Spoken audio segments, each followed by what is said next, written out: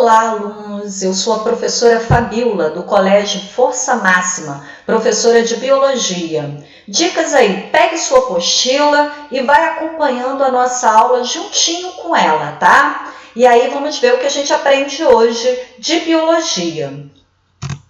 Bom, nesse momento, nessa aula, a gente vai aprender Biologia 1. Então, nós vamos ver um assunto da nossa Biologia 1. Fica ligado, bota aí na tua página, ok? Nosso módulo será o módulo 4 do assunto de lipídios. Gente, o que é um lipídio? Vamos trazer para a prática? Lipídio é gordura. Então, se a gente olhar aqui do lado no nosso slide, a gente vai ter uma série de alimentos que são ricos em gorduras, em algum tipo de gordura. Algumas gorduras são melhores do que outras, né? São mais saudáveis, são menos prejudiciais à saúde. Isso a gente vai ver mais adiante. Aqui nesse slide a gente tem todo tipo de gorduras que são melhores e as que não são tão boas assim para a saúde, que a gente deve pelo menos evitar um pouquinho. Vamos mais para frente para descobrir quem é quem e por quê? Então vamos lá. Bom, antes, já que a gente sabe que a gente vai estudar sobre gordura, né?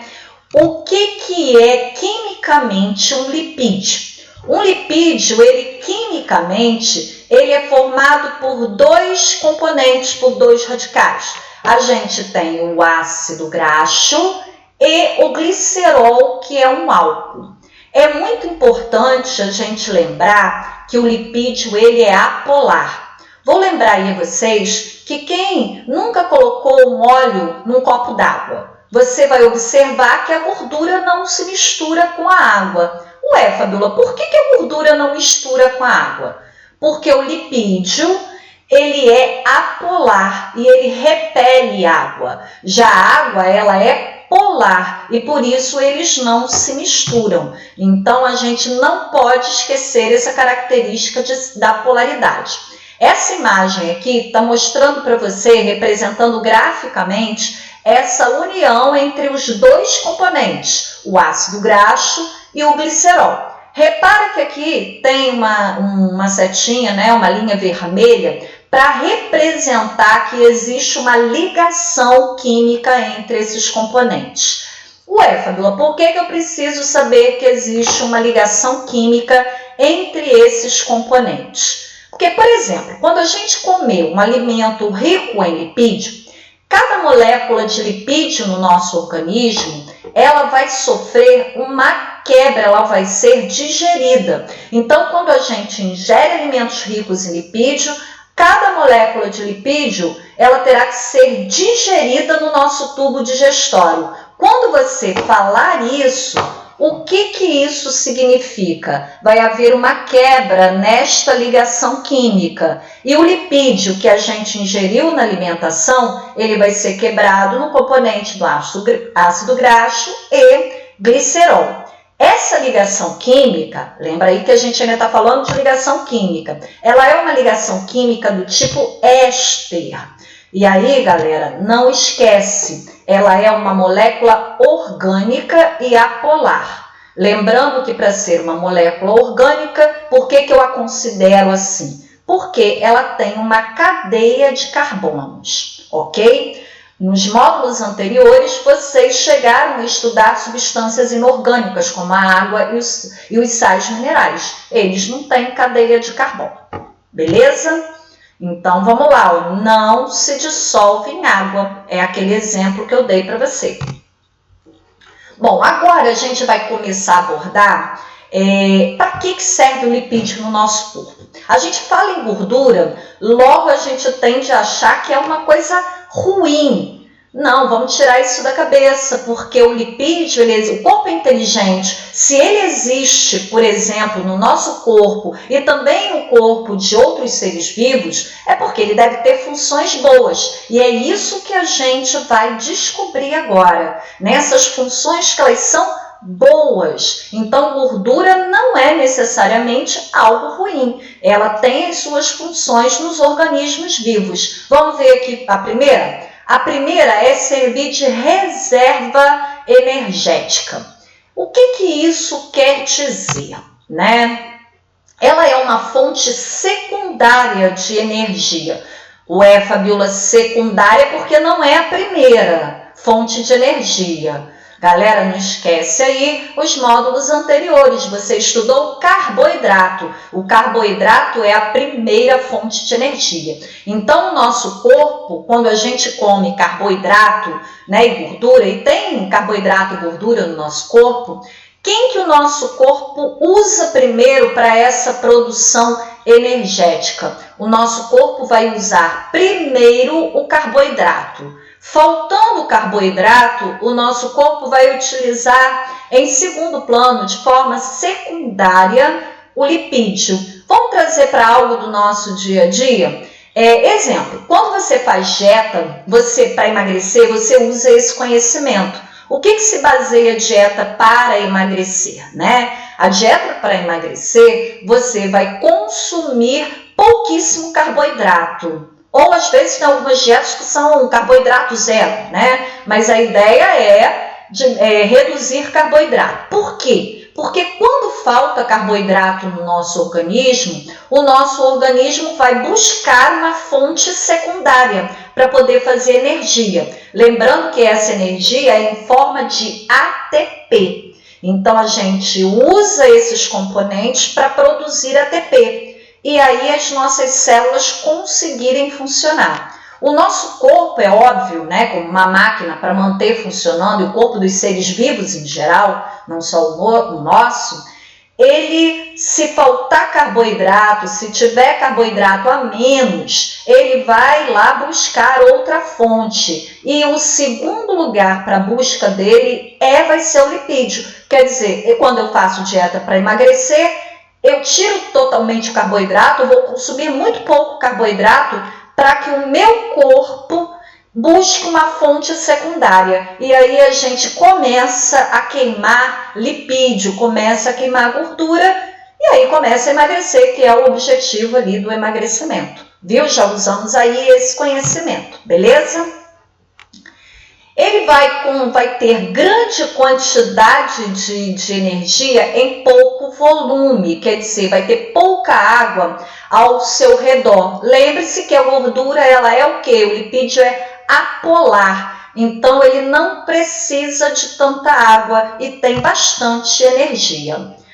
Esses lipídios nos organismos, aonde no nosso corpo especificamente, onde ele fica armazenado? Ele vai ficar armazenado numa célula que é chamada de adipócito. Vamos ver um adipócito? Olha aqui o desenho de um adipócito. Ó. O adipócito, ele é uma célula que tem uma imagem bem interessante. Aqui você está vendo 2 adipócitos. Normalmente, quando a gente bota o desenho de uma célula, aquela padrão que você está acostumado a ver, o núcleo fica no centro, né? Quando tem o desenho da célula. O adipócito tem uma característica diferente. Aqui é o núcleo da célula. Você vê que está bem na periferia da célula, ó, bem na periferia da célula. Essa parte amarelada aqui, grande, que ocupa um grande espaço na célula, é o reservatório de gordura. Então, olha a imagem aqui do nosso adipócito. Então, ele vai ter o núcleo na periferia e o citoplasma vai ser tomado aí por uma grande parte de gordura. Outra função muito importante aí do lipídio, para a gente não demonizar ele, né?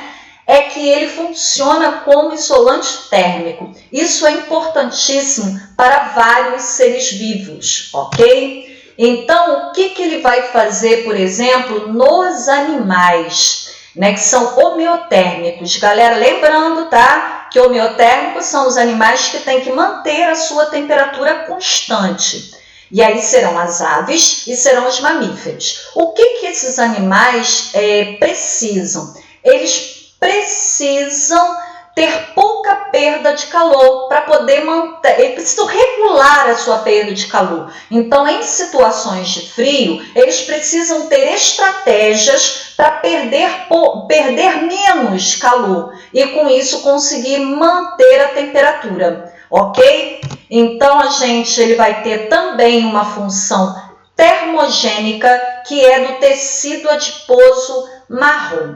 O que acontece? São dois tipos de tecido adiposo. Aqui você está vendo marrom e aqui você está vendo tecido adiposo branco, tá? A maior parte do tecido adiposo no nosso organismo é do branco.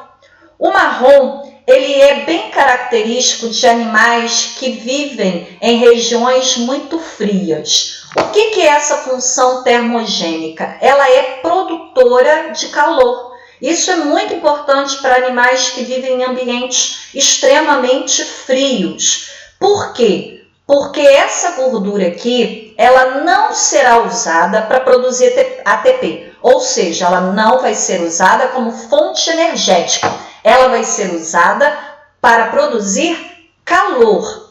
Por que ela faz isso, gente? Esse tecido adiposo marrom, ele possui muitas mitocôndrias. Lembre-se que mitocôndria produz ATP. Ué, Fabiola, mas você falou que não é para produzir ATP. Calma aí, gente. Nessas mitocôndrias do tecido marrom, nesse aqui, elas não vão produzir ATP. Existe lá uma enzima, ok? Que também é chamada de termogenina, que essa enzima, ela vai impedir a produção de ATP. E aí, a gente vai ter todo o próton que tem que ser transformado, o transporte de próton, ela vai evitar que isso aconteça, e aí a gente vai ter dissipação de calor, quer dizer, vai liberar o calor. E isso é importante para animais que vivem em ambientes frios. Olha alguns aqui, ó. Olha aqui. Eles são, Fabiola, mas eles só tem tecido adiposo marrom? Não, eles têm que ter os dois, eles têm que ter o marrom e eles têm que ter o branco. Só que o tecido adiposo branco é aquele que vai funcionar ali também como fonte secundária de energia, quer dizer, tecido branco vai produzir ATP quando for requisitado. Aqui o nosso pinguim também, se a gente cortar a pele desses animais, a gente vai ver que tem uma grande quantidade de tecido adiposo, tanto do marrom quanto do branco. É uma estratégia para conseguir viver nesses ambientes frios. Outra função bem bacana aí, que a gente não para pensar, é que embaixo da nossa pele, né, por baixo aqui do revestimento do nosso corpo, da pele, a gente vai ter uma camada de gordura. E abaixo da camada de gordura, a gente vai ter o músculo. Então, quer dizer, entre músculo e pele, a gente vai ter uma camada de gordura. Para que isso serve? Na verdade, olha a imagem aqui. O rapaz tomou um tombo e ele bateu com partes do corpo no chão.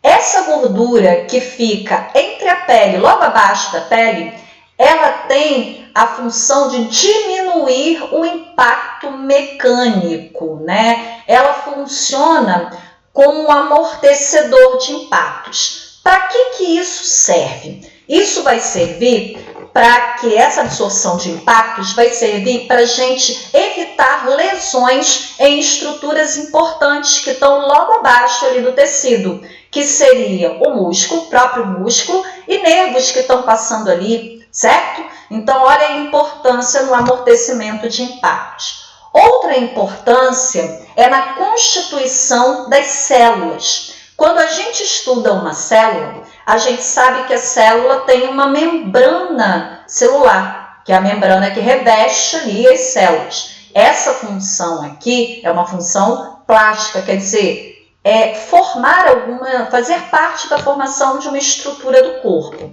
Então, vamos lá para nossa pedacinho da membrana plasmática. Se a gente olhar aqui a imagem, a gente vai ver que a membrana plasmática, o pedacinho dela, né, que está aqui na imagem, ele vai ser formado por vários elementos, tem proteína, você vai ter carboidrato, só que em amarelinho, ó, que é a maior parte, a gente vai ter o lipídio. Lembre-se que a gente, quando estuda biologia celular, fala que a membrana plasmática é formada por uma dupla camada de fosfolipídio. Olha, um lipídio aqui, um fosfolipídio aqui e um fosfolipídio aqui embaixo, a segunda camada. Então, essa função é estrutural, é na formação da célula. Esse lipídio que está aqui, ele não vai ser usado como fonte energética, não é a função dele. A função dele é estrutural, quer dizer, fazer parte, formar a estrutura de algo. É como se ele fosse ali o tijolinho para formar a nossa membrana plasmática, ok? E a próxima ação é reguladora, quer dizer, a próxima função ela é uma função reguladora, ela vai regular determinadas atividades do nosso corpo. E aí, gente, temos dois componentes. Nós temos as vitaminas, lembre-se que vitaminas, vocês já estudaram, elas têm essa função de funcionar como coenzimas, quer dizer, funcionar em reações químicas, quer dizer, regular. Olha a atividade reguladora. Ela regula reações, as vitaminas vão regular reações químicas, vão ajudar, elas funcionam como coenzimas, quer dizer, ajudam as enzimas. E essas vitaminas, olha o nome, lipossolúveis, quer dizer, solúveis em lipídios, elas possuem lipídio na sua constituição, ok? Que vitaminas são essas? Aqui a gente estudou várias vitaminas, sendo que as vitaminas lipossolúveis serão as vitaminas A, D, E e K, beleza? São as lipossolúveis, são essas.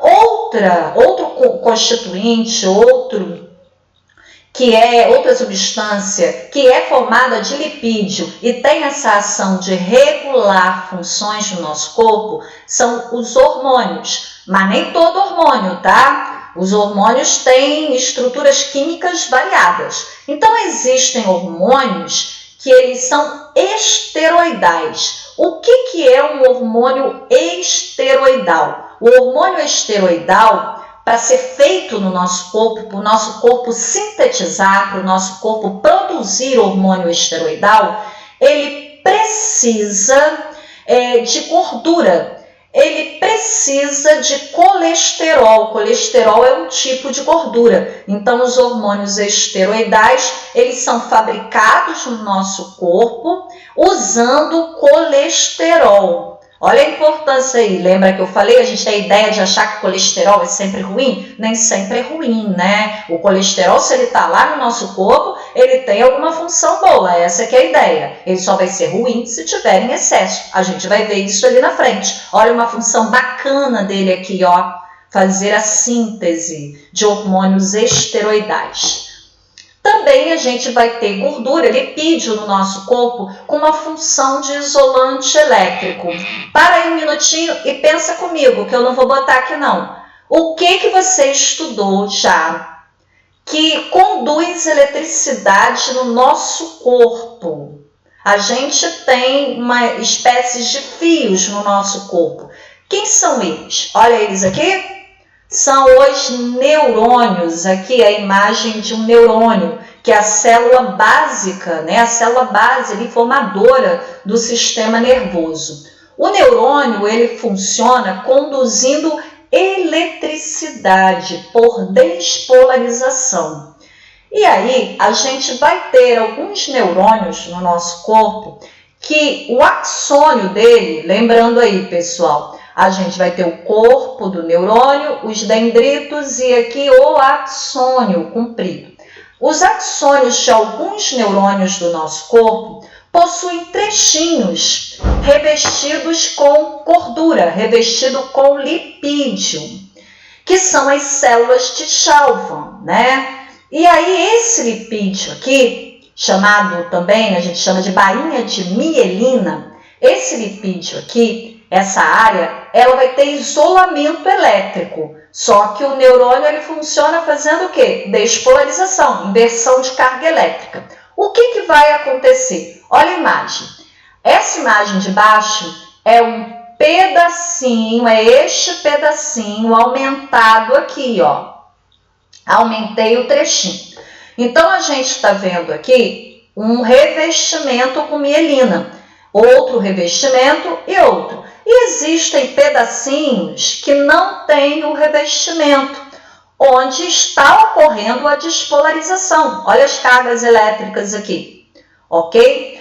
O que vai acontecer? Essa região aqui que está despolarizada, ela vai pular o trecho isolado, certo? Nos neurônios que não têm a bainha de mielina, porque isso existe no nosso corpo, olha ele transparente aqui embaixo. Um neurônio sem mielina teria que passar todos os trechinhos para chegar aqui, se ele não tivesse mielina. Mas esse aqui tem. Então, o que vai acontecer? Nos intervalinhos que não tem a mielina, vai pular. O que isso é importante? Pensa comigo. Se numa fileira de alunos numa sala de aula, eu pedisse para você, do primeiro aluno da fileira, que chegasse, por exemplo, a borracha no último aluno. Vamos imaginar que a borracha seja a despolarização, o impulso elétrico. E ela vai ter que chegar lá no último aluno da fileira. Você teria duas maneiras de passar essa borracha. Você poderia passar essa borracha sem pular nenhum aluno de carteira em carteira, ou eu poderia te dar a opção de jogar a borracha pulando alunos até que chegasse no último. Como que a borracha chegaria mais rápido até o último aluno? Ela chegaria mais rápido pulando. É essa ideia aqui, ó. Então, como o impulso vai saltar, ele vai cortar caminho mesmo, ele vai acabar sendo muito mais rápido. Então, a ideia do impulso saltatório é que ele seja rápido, beleza? Bom, a outra função é de impermeabilizante. Função impermeabilizante, pensa aí na tua casa. Quando você quer, por exemplo, impermeabilizar um sofá, você passa um produto para que quando gere um produto apolar, para que ele possa repelir a água e não encharcar e não penetrar no tecido. Então você diz assim, eu impermeabilizei o meu sofá. A mesma ideia existe na natureza, tá, gente? A função impermeabilizante tem, por exemplo, nos vegetais. Quando a gente olha uma folha e a gente vê que a folha não absorve água, então o vegetal não absorve, a gente vê inclusive pela folha, ele vai absorver lá pela raiz. Então o que acontece na folha? A gente chega a ver que ela é brilhosa, né? Por quê? Porque a folha, não só a folha, mas também o caule, eles são revestidos por substâncias formadas a partir de lipídios, por substâncias que fazem essa ação impermeabilizante, que é a cutina e a suberina e outras ceras em geral. Outra função impermeabilizante seria a cera, né, que as abelhas produzem lá para a colmeia, fazendo também esse papel impermeabilizante. Isso vai evitar, né, que haja perda de água no caso do vegetal. Então, vai impermeabilizar para que o vegetal não perca água e também vai impedir a entrada por essas estruturas.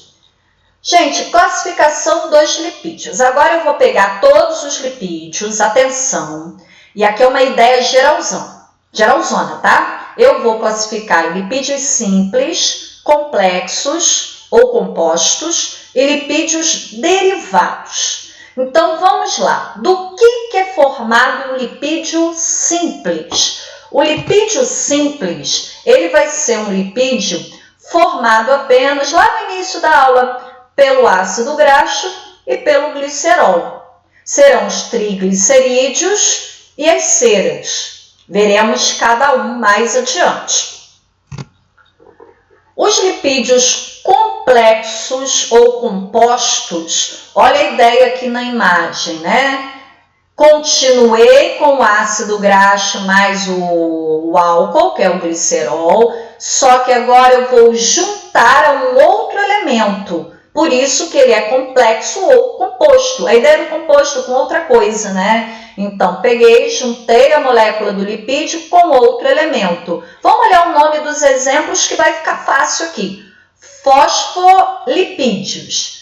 Seria o lipídio com o fósforo. Isso aqui a gente já viu o exemplo lá na membrana plasmática.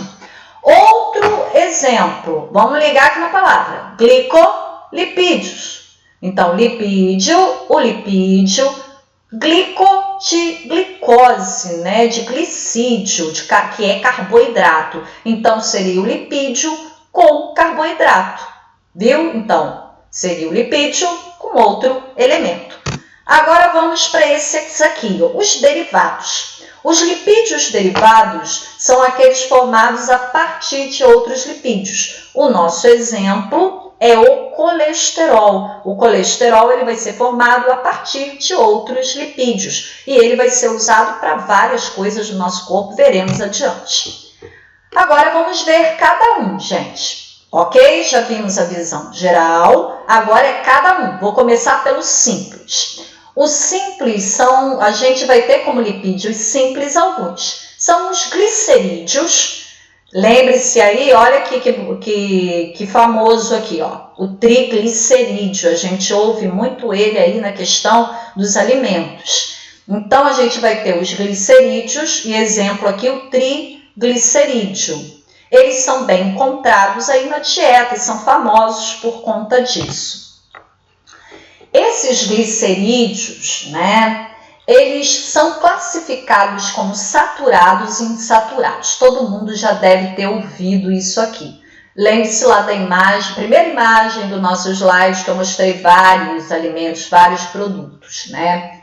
Então, qual é a ideia? Os lipídios saturados, vamos pensar ainda não no químico.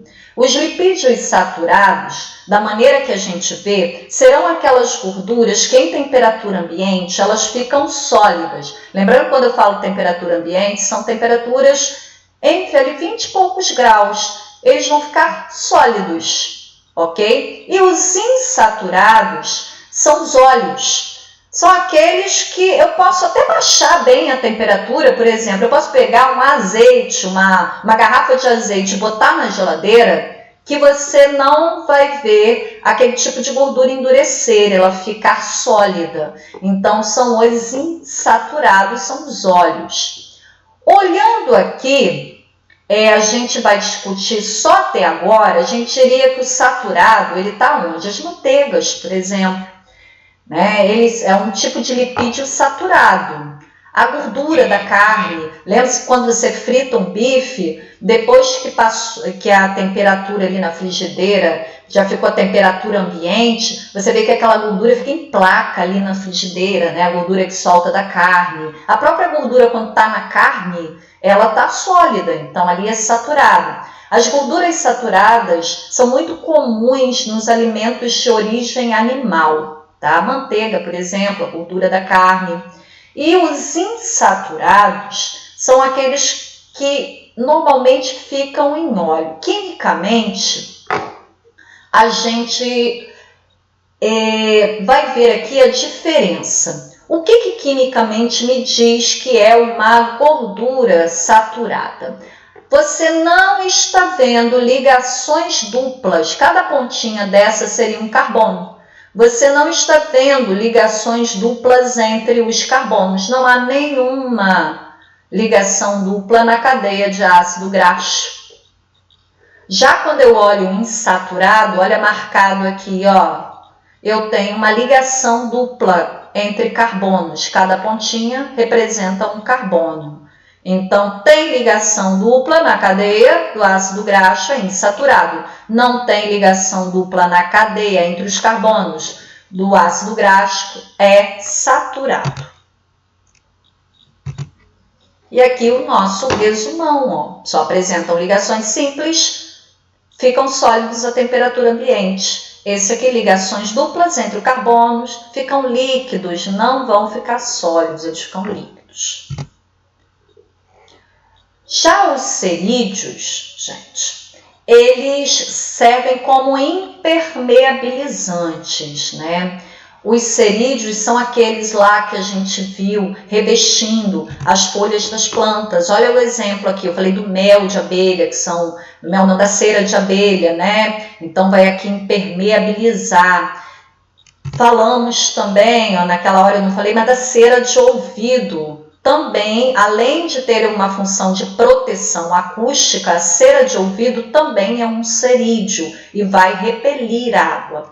Outro exemplo é a cutina, que reveste aqui as folhas das plantas e o caule, ok? E servindo como impermeabilizante. São lipídios simples, ainda estamos ali nos lipídios simples. E por fim, os carotenoides. A gente fala muito em caroteno, onde o que vai ser fonte, né, de beta-caroteno, enfim. Legumes que são alaranjados, avermelhados, eles são ricos em beta-caroteno. Só que também os verdes também são ricos em alguns tipos de caroteno. Qual a importância desses carotenoides? Existe tanto no corpo, né? Então nós precisamos ingerir, e nos vegetais, eles têm ali a origem ali nos vegetais, por isso eu preciso comer ali alimentos ricos em carotenoides, serão importantes para a formação de vitamina A no nosso organismo, só que no vegetal ele tem uma função fundamental, ele está lá no vegetal para quê? Esses pigmentos no vegetal, eles vão promover, vão possibilitar a absorção da luz, né? Então vai estar presente em vegetal e algas, olha a palavrinha-chave agora, que façam fotossíntese. Então a gente vai ter aqui quem faz fotossíntese, ok, vai precisar ter carotenoides para poder absorver luz. Nós precisaremos, no caso agora nós, animais, precisaremos de fontes de carotenoides para produzir vitamina A. Então, estou te fazendo o link aí com outras importância que vai além do vegetal para o nosso corpo. E agora os lipídios compostos, quer dizer, lembre-se que é composto ou complexo, é aquele que é formado pelo lipídio e mais outro elemento. Nesse caso aqui, ó, fosfolipídio, lipídio mais o fósforo. Olha aqui a nossa membrana plasmática com a dupla camada de fosfolipídio. Eu agora tirei um fosfolipídio aqui para a gente poder relembrar que essa parte aqui, roxinha, ela é a parte hidrofílica e essa aqui é a hidrofóbica. Pode ser que você esteja assim pensando, eu lembro que uma é a que repele água. Então, para a gente descobrir, gente, vamos pelo nome? Fobia, medo, fóbica. A ideia do medo, de fobia, me dá a ideia de querer repelir algo. Se eu tenho medo de algo, eu quero repelir. Então, fobia de água, hidro. Então, ela vai ser hidrofóbica, quer dizer, vai repelir água. É essa parte aqui do meio, essa parte de cima, ela será a parte hidrofílica, é onde fica o fosfato, beleza? Aqui é onde fica o ácido graxo. E nós temos as lipoproteínas. Terceira série, se liga que em relação a esse assunto, vestibular gosta dessa lipoproteína aqui, porque tem a ver com saúde. Então vamos lá descobrir isso aqui. Lipoproteína quer dizer lipídio. E qual é o outro elemento? Lembre-se que eu estou no lipídio composto, é uma proteína. Então a gente vai pegar um exemplo que eles amam no vestibular, que são duas proteínas, que é o HDL e o LDL, tá? HDL e LDL, a lipoproteína de alta densidade e a lipoproteína de baixa densidade. Quando você faz um exame de sangue, vem a tal da medição do HDL e do LDL. Fabíola, mas aqui é a proteína. Essa proteína, ela está dentro do nosso corpo para quê? Para transportar lipídios, transportar colesterol. Então, vai haver no nosso corpo uma ligação da proteína HDL ou da proteína LDL com moléculas de colesterol, para que elas possam fazer o transplante, para que elas possam fazer o transporte né? Então, vamos pensar aqui, ó, HDL e LDL. HDL, ele vai transportar o colesterol, se liga aí, hein? Da corrente sanguínea para o fígado. Quer dizer, ele vai tirar colesterol da corrente sanguínea e devolver e levar lá para o seu fígado. Então, se a gente pensar, ele está tirando o colesterol da corrente sanguínea.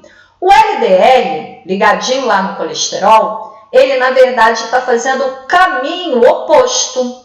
Ele está pegando o colesterol no seu fígado e levando ele em direção à corrente sanguínea. Então, ó, transporta o colesterol do sangue para o fígado, quer dizer, tira da corrente sanguínea, e o outro leva para a corrente sanguínea, o colesterol. A gente costuma dizer que um é bom, o outro é mau. Eu não gosto dessa ideia de bom e mal, porque se a lipoproteína está ali no nosso corpo, é porque na prática ela tem uma função boa. Agora, qual é o detalhe? A função dela é boa, eu tenho que ter colesterol no meu corpo, né? E esse transporte vai regular.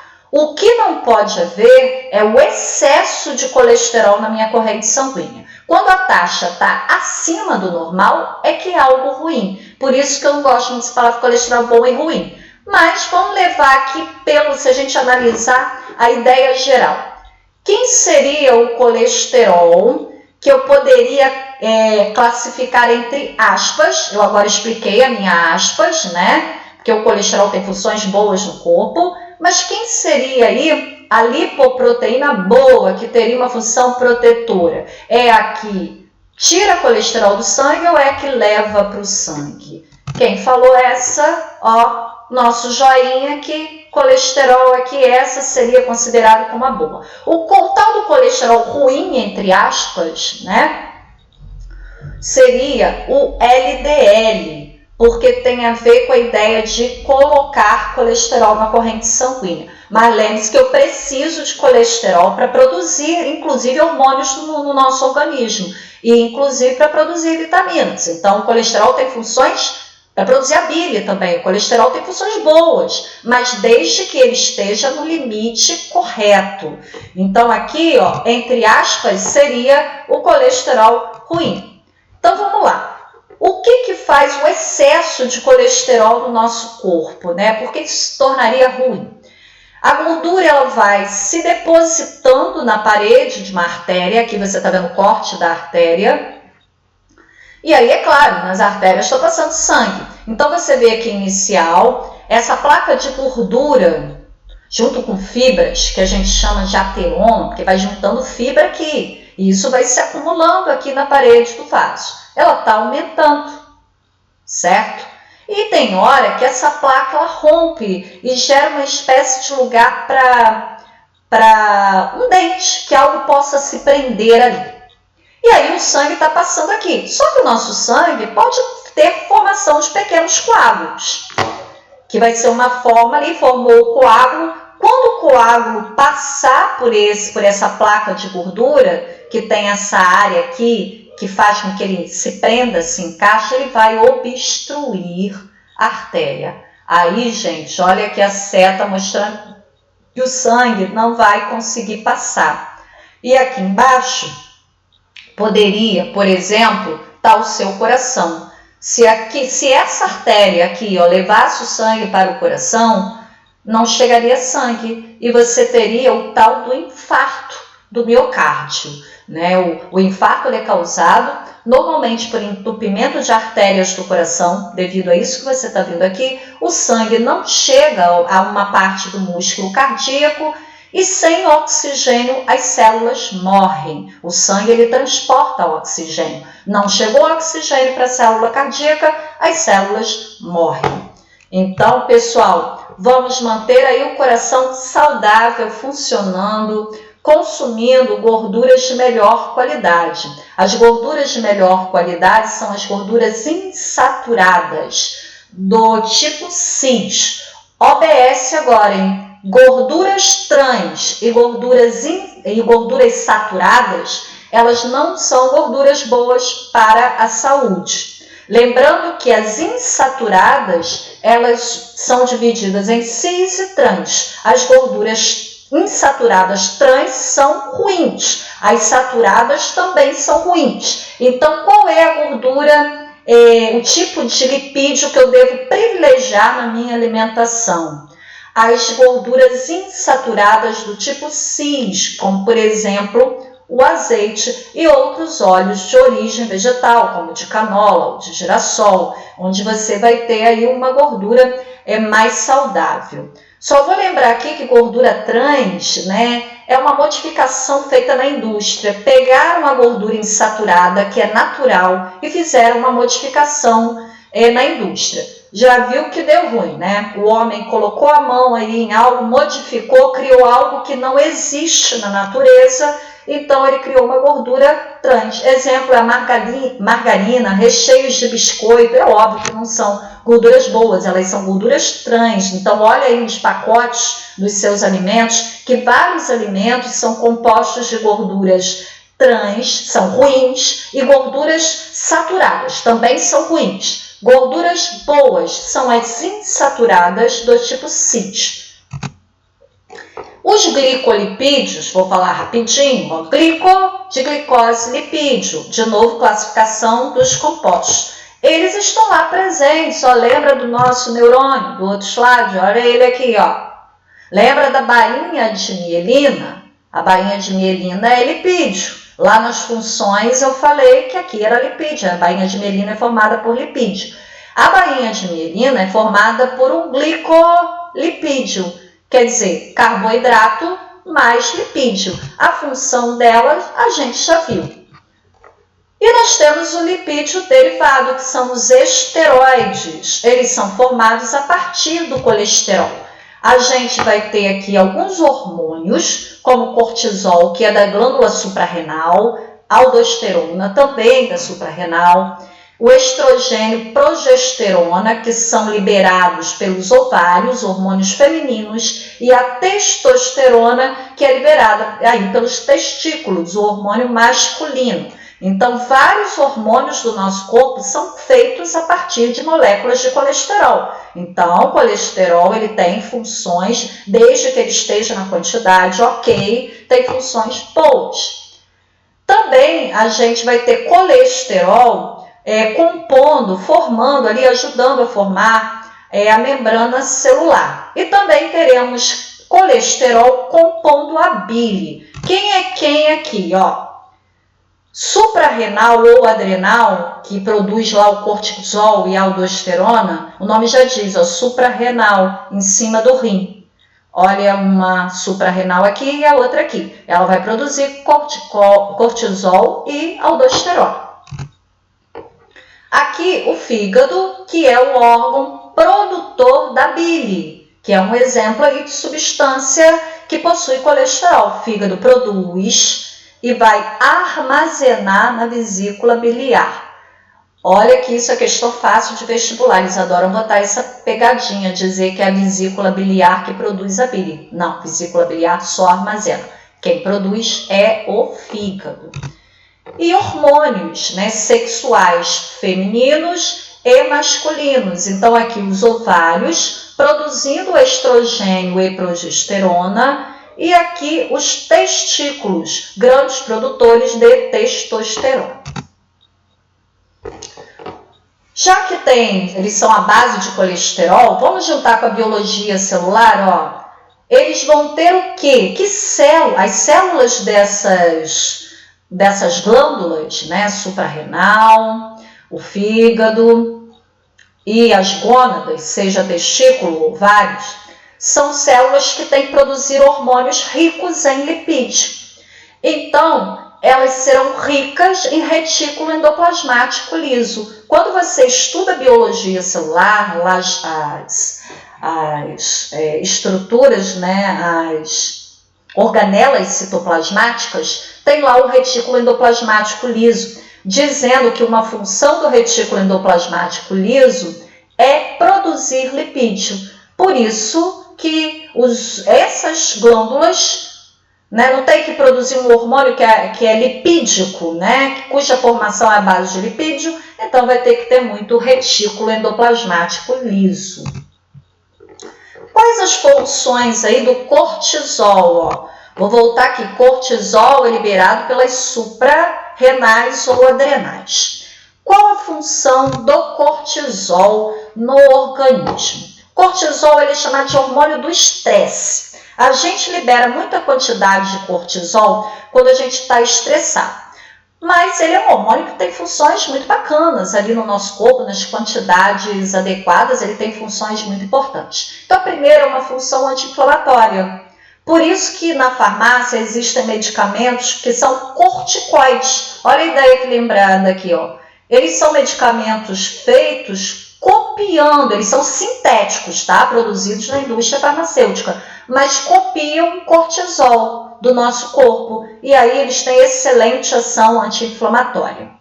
Ele também vai estimular a quebra de lipídios, chamada de lipólise, e a quebra de proteínas, chamada de proteólise. Para quê? Para produzir glicose. Lembra que eu falei que quando faltar carboidrato no nosso corpo, o lipídio terá que ser usado como fonte energética. Olha aqui, ó. Eu vou ter que quebrar lipídio, o cortisol vai ajudar a quebrar lipídio para produzir açúcar para o sangue, produzir glicose. Por isso que o excesso de cortisol no nosso corpo, ele pode causar um aumento da glicose na corrente sanguínea, fazendo aí um quadro aí de diabetes, tá? De aumento de glicose. O nome desse processo em que a gente forma glicose, que o nosso corpo, né? Quem faz isso é o fígado especificamente, ele vai formar glicose a partir de lipídio e a partir de proteína, se chama gliconeogênese, quer dizer, olha os termos, ó, gênese de formação, neo de novo e glico de glicose, quer dizer, formar uma nova glicose. Não é uma glicose daquela que eu me alimentei in natura, quando eu comi um alimento cheio de carboidrato. Ali já é glicose, um carboidrato. Aqui não. Aqui o meu corpo, na falta de carboidrato, ele vai ter que transformar reservas, quer dizer, substâncias que não são carboidratos, como lipídio, em glicose, para poder abastecer minha corrente sanguínea. É um processo que a gente chama de gliconeogênese. E ele tem um efeito regulador da nossa imunidade. A nossa imunidade é aquela ideia, ela tem que estar funcionando num nível bacana. Ela não pode nem estar em excesso, porque ela pode acabar causando doenças autoimunes, são respostas imunológicas erradas, mas também ela não pode estar baixa. O nosso corpo regula para que a imunidade ela esteja no nível adequado. O cortisol tem essa função. Então, o nosso corpo possui mecanismos para aumentar a imunidade, só que eu tenho que lembrar que ela não pode ficar só aumentando. Ele também precisa de mecanismos que possam modular isso, regular, ajudar a diminuir a imunidade também um pouquinho. Quando lembra dos remédios corticoides que eu falei? Quando eu tomo um medicamento, eu estou tomando doses muito além do que o meu corpo produz. E aí, gente, isso aqui vai ser um problema, minha imunidade vai poder cair muito. Por isso que a gente ouve dizer que um dos efeitos colaterais graves dos corticoides é a imunossupressão. Se liga aí, em épocas que a gente está tão preocupado com a imunidade, corticoides, quem usa corticoide por muito tempo, normalmente são pessoas que estão com a imunidade mais baixa.